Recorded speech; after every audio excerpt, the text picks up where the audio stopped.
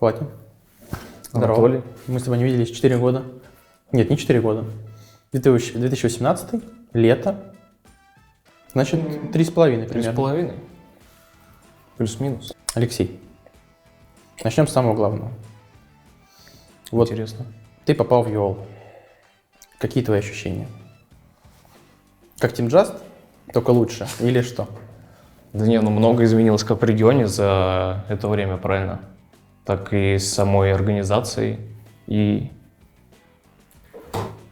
подвинул меня, значит. Чуть-чуть. И игроки, которые сейчас играют, соответственно, и в самой лиге, и в команде.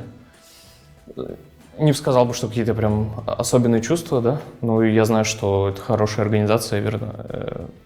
Я делал осознанный выбор в этом межсезонье, идя вместе с Unicorns Club, чтобы показать, собственно, на что я способен, и в дальнейшем, то есть, смотреть, что будущее принесет мне, так сказать. А какие-то варианты еще рассматривал в Европе? То есть ты выбирал, или ты вот тебя пригласили в Unicorns Club, и ты такой, давайте пойду? Был тоже такой напряженный межсезонье из-за того, что в моей прошлой команде разрешили только выкладывать LFT-посты к нашему менеджеру, соответственно, то есть контакт был с ним. Я оттуда пришел интерес из YOL, соответственно, то есть мне сообщили, там, YOL с тобой свяжутся. Вот я начал играть с ними трояутами. В дальнейшем, после окончания контракта, точнее, наверное, до еще, я рассматривал другие варианты, соответственно. Но были некоторые там как личные проблемы, так и которые не позволяли мне играть больше трояутов. Но, скорее всего, я бы в дальнейшем сравнивал просто между йолами и какими-то европейскими организациями, да. Но из-за того, что йолы были достаточно заинтересованы во мне, я оказался хорошо на трояутах, и я решил, что в той ситуации будет для меня как сейфови, так и это вполне хорошее решение для меня, чтобы пойти в YOL, соответственно. А вот есть немножко стресса, что раньше ты играл против YOL, а теперь нужно играть за YOL.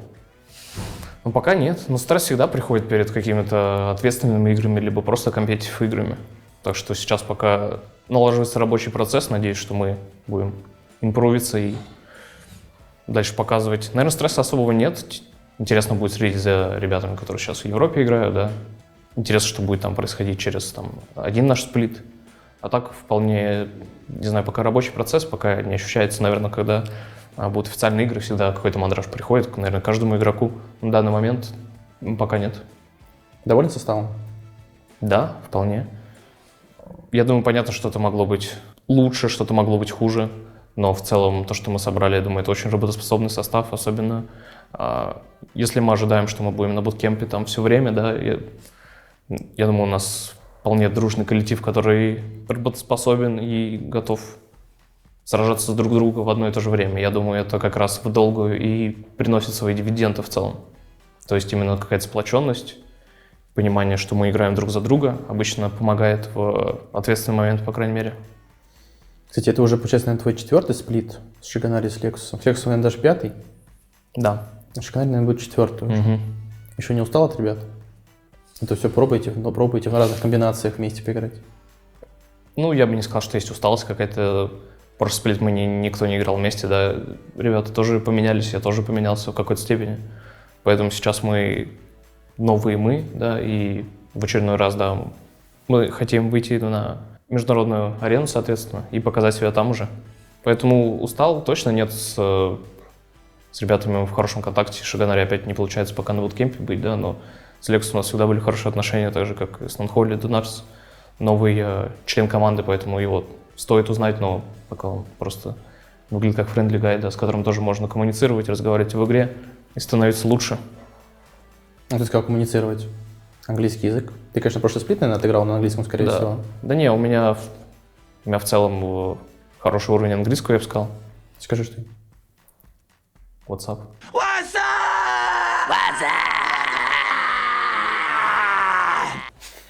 I mean, it's actually decent, you know? I tried to escape the Russian accent, and sometimes I'm doing it quite good, so... Я надеюсь, ты ничего не понял? Понял. Ну ладно. Нет, Ну, да, нормально. Вот. Ну, не, английский у меня много времени посвящал ему в свое время, поэтому я себя чувствую примерно комфортно всегда. На самом деле лучше, точнее, очевидно, легче может быть с некоторыми ребятами, которые говорят по-русски, объяснить что-то, какие-то прям моменты после игры. Но в игре все чувствуется natural, как это говорится, да, то есть все общаются на одном языке, все понимают друг друга, и если у кого-то что-то не получается донести, то мы будем работать над этим. Поэтому, ну, с английским у меня точно нет проблем. Я даже не знаю, насколько я знаю, что у вас даже на буткемпе нужно говорить только на английском. Да, ну, если это, я думаю, как минимум, это, по крайней мере, ну, прилично, да, соответственно, когда рядом человек, который не говорит на русском, разговаривает на английском, и это, в принципе, просто поддерживает дух команды, когда все могут общаться друг с другом. Понятно, что если мы там втроем или вдвоем можем говорить по-русски, ну, так, пока миксуем все это, не знаю, пока это забавно получается, да. Как тебе пока первые дни работы как раз-таки с этими англоязычными людьми, например, в Шипе? Это определенно новый опыт для меня, то есть такого вида коучинга я не видел. Я тебя перебью на секундочку. У тебя был какой-нибудь хороший тренер? Ты можешь сказать, что вот этот человек меня многому научил. Да. Особенно я бы отметил прошлый сплит. Я думаю, и второй мой тренер, и первый, которые были в Испании, один из них сейчас тренирует Барселону, другой из них тоже и другую испанскую команду. И там у некоторых есть LEC бэкграунд, да, там они работали с Фнатиком, еще. Это был самый лучший коучинг-опыт, который я получил за свои года, к сожалению, наверное, потому что в LCL я не помню такого. То есть в LCL ты не можешь никого выделить? Я не вспомню никого. У тебя был Саджестер, АТР, насколько я помню. Нет, с АТР у меня не работал. Хорошо, то у тебя, по-моему, был Рауль... Нет. Стажер. Стажер, да, у вас был тренером. Потом был тренер в Джастах, у вас был этот... Рульчан. Джастах, если ты... И Смиагол, по-моему. Ну, он под конец приехал, я там не помню уже. Ну, я не вспоминаю прям очень старые сплиты. Вот, наверное, все, что... Денчик еще был, по-моему, тренером, если не ошибаюсь. Да. Ну, то есть... Нет, я почувствовал все-таки большой контраст. И это даже, я уже не думаю, что это какие-то розовые очки, а это реально, ты смотришь, и люди реально работают. Они постоянно тебя могут спрашивать, ты постоянно видишь большое количество презентаций, которые тебе показывают. Ты постоянно видишь какие-то вещи, которые ты понимаешь, реально, чтобы вот это составить, нужно было приложить большое количество усилий, нужно было приложить большое количество времени, и ты это ценишь, что тренера так заботятся о тебе. То есть они не слакают, не играют в другие игры, да, еще что-то, и ты понимаешь, что надо работать больше, предлагаешь что-то. И, в принципе, и в прошлом сплите тоже меня ценили за то, что у меня был чуть больше опыта, чем у других ребят, и я мог работать там и с ребятами, то есть доносить свои мысли. И поэтому вот с прошлого сплита у меня очень теплые воспоминания, несмотря на средние результаты, я бы сказал. То есть, но сам процесс, сама работа, которая была, я думаю, это на очень хорошем уровне было. А вот что пошло не так в прошлом сезоне и вообще в целом, что пока еще ни одной победы нет в LCL?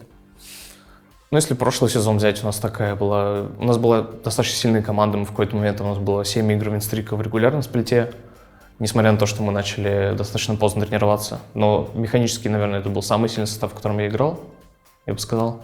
Проиграли мы 2-3, мы в пятой игре проиграли победителям лиги, получается, Giants'ам. Вот. Что не хватило как тут, так и в гамбитах всегда. Ну, то есть оно не станется для меня загадкой.